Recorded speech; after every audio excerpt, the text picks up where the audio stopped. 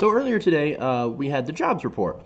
So here you are. You see Donald Trump and conservatives on Twitter. Oh my God! Look at the jobs report. The unemployment is now rate is now at 3.9%. We've added 157,000 jobs in July. Oh my God! Look at Trump hashtag MAGA. Okay, so here's the thing, right? That's actually pretty low, adding 157,000 jobs. I mean, look, back in 2014, President Obama added over 250,000 jobs, 250,000 jobs, and you heard Republicans being like, Obama, job destroying president, terrible.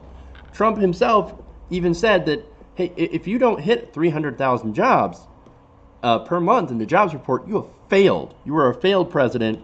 You were terrible. Now, that of course was before Donald Trump became president. As soon as he became president, 157,000 jobs. It's like, yes, I'm the job king. I'm the jobbiest president that has ever jobbed before.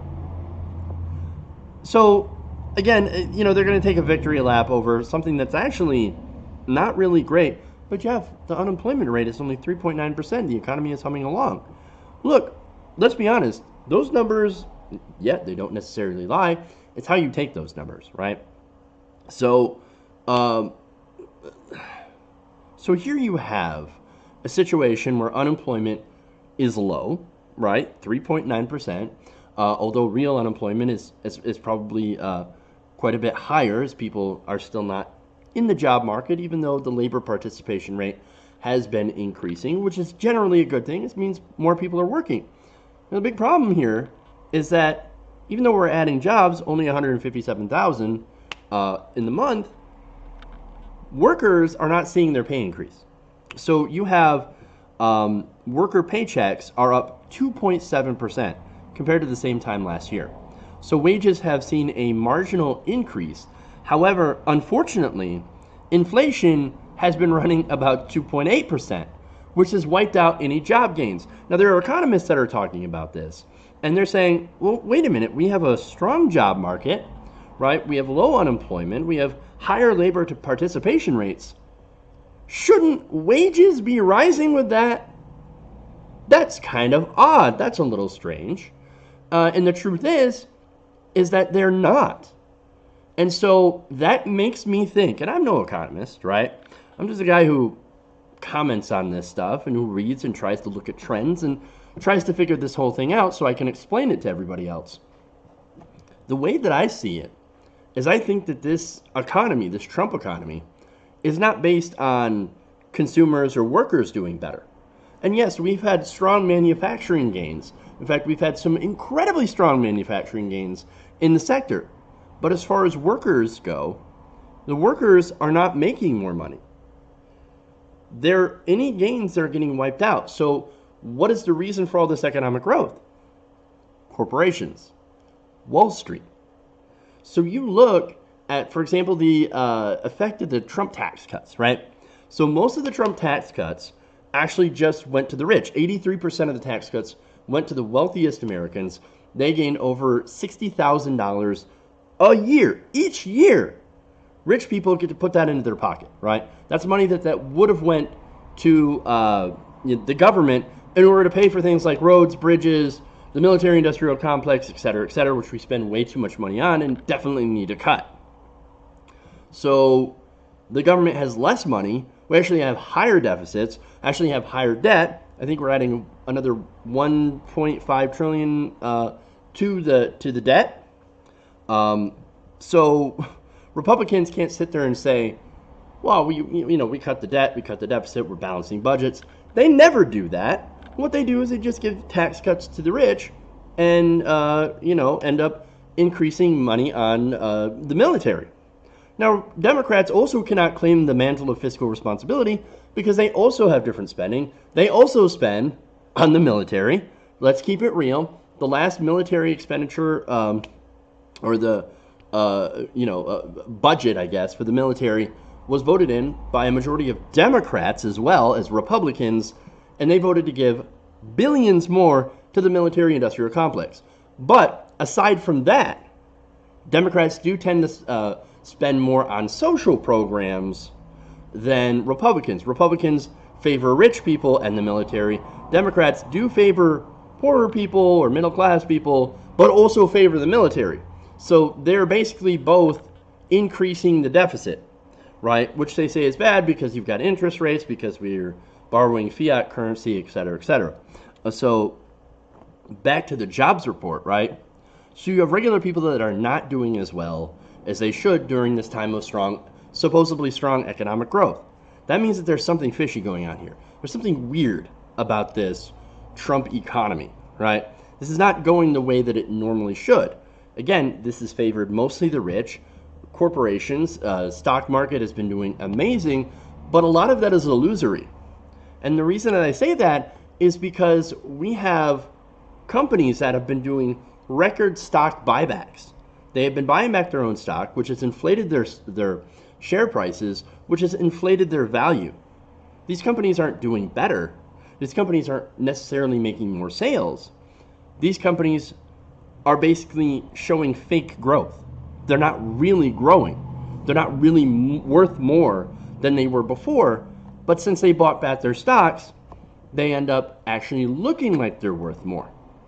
That is a long-term problem.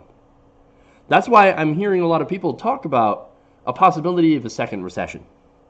Now you say, oh, come on, that's impossible. Things are going so fantastic. I mean, look at how profitable Wall Street is and what they're doing and the economy, it's going fantastic. How could we go into a recession? Well, people asked the same question going into 2008, where we looked at the same kind of pattern of everything that was going on.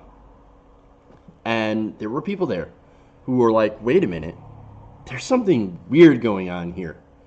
You have these mortgage companies, you had a housing bubble that was blowing up, and where people would point that out. And mainstream economists would be like, oh, don't listen to that guy. He doesn't know what's going on. Larry Kudlow, who was in the Treasury Department, took over for Gary Cohn.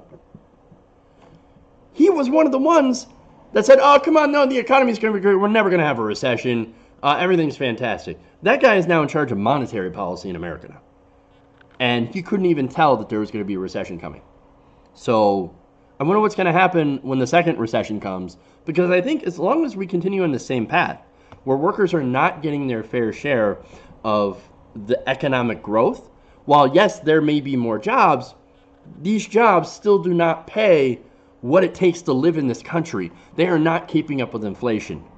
When you have something like that, that system is unsustainable. And I think will eventually lead to a crash. And so, yeah, while these, MAGA people can sit here and crow about, oh my God, look at their jobs president.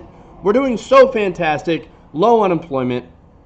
Just look back to 2007, 2008 and ask yourself, are there things going on there or that went on there that's going on now?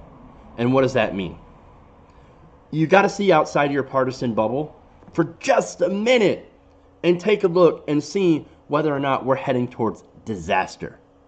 And I believe we are. I believe we were heading towards disaster anyway, with the highest levels of income inequality since the 1920s. And that was even during the President Obama's term. I think if we had had Hillary Clinton, it would have been still a slow decline.